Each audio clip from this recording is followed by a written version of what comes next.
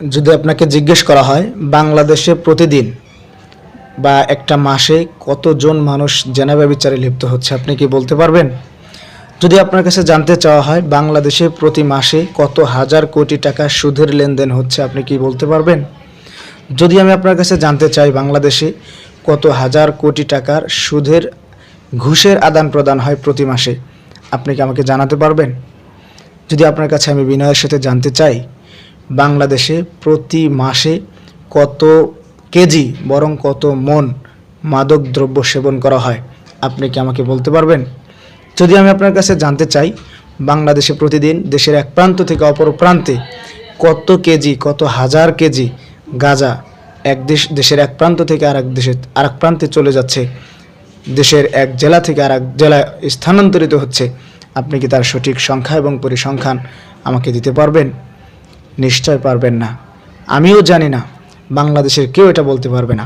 কারণ আমাদের দেশে এই অন্যায়, এই অপরাধগুলো, এই অন্যায় অশ্লীলতা, এই অপরাধগুলো আমাদের দেশে এতটা স্বাভাবিক এবং এত বেশি হয়ে গেছে, এটা আমাদের কাছে একেবারে নরমাল হয়ে গেছে।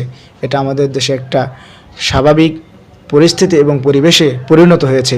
আমরা এগুলো দেখতে দেখতে অভ্যস্ত হয়ে গেছি এবং এগুলোর সংখ্যা, এগুলোর পরিধি এত বেশি হয়ে গেছে যে এটার সঠিক সংখ্যা এবং পরিসংখ্যান, এটার মাপ এবং পরিমাপ অনুমান পর্যন্ত করা সম্ভব নয়।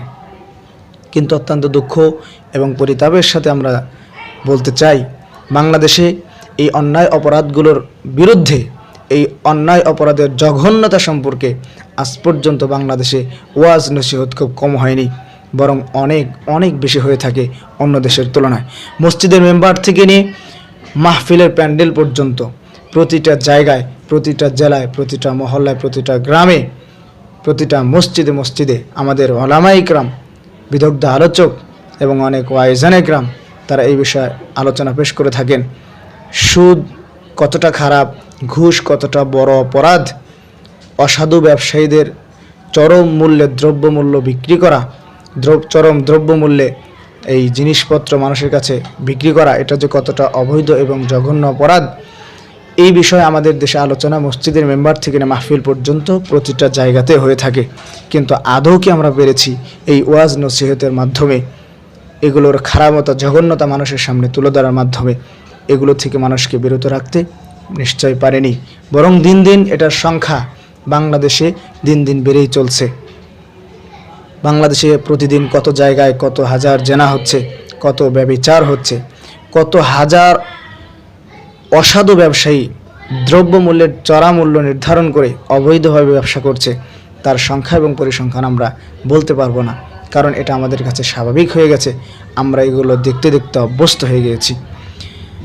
অথচ এই ওয়াজ নসিহত করে আমরা বছরের পর বছর, শতাব্দীর পর শতাব্দী এই ওয়াজ নসিহতগুলো আমরা এই অন্যায়ে জড়িত থাকা মানুষদের জন্য করে যাচ্ছি, কিন্তু আমরা কোনোভাবেই তাদেরকে এই অপরাধমূলক কাজ থেকে বিরত রাখতে পারছি না, বিরত রাখা আমাদের পক্ষে সম্ভব হচ্ছে না।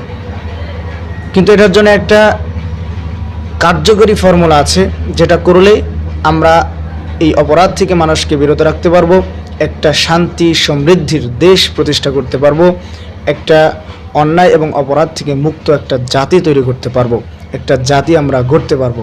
সেটি হচ্ছে দিন কায়েম করতে হবে।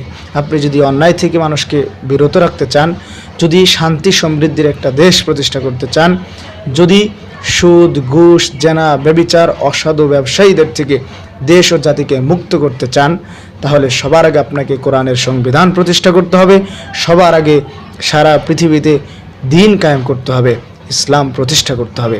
আপনি যদি ইসলামকে কায়েম করতে পারেন, আপনি যদি আল্লাহর জমিনে আল্লাহর দিনকে প্রতিষ্ঠা করতে পারেন, তাহলে অটোমেটিকলি 1 মাসের মধ্যে আপনি বাংলাদেশ সহ সারা পৃথিবীর সমস্ত অন্যায় অপরাধকে দমন করতে পারবেন। অটোমেটিকলি দেশ এবং জাতি শুদ্ধ এবং পরিশুদ্ধ হয়ে যাবে। এছাড়া ওয়াজ নসিহত করে আমরা যুগের পর যুগ, শতাব্দীর পর শতাব্দী যদি আমরা এরকম চেষ্টা করে যাই, এতে কোনো লাভ হবে না।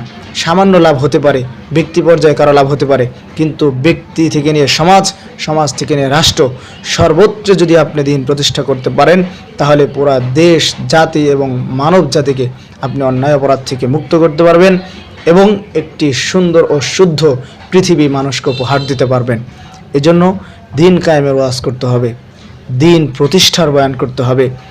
দিন প্রতিষ্ঠার মাধ্যমে দেশ ও জাতিকে সকল প্রকার অন্যায় এবং অপরাধ থেকে মুক্ত করার ফিকির করতে হবে।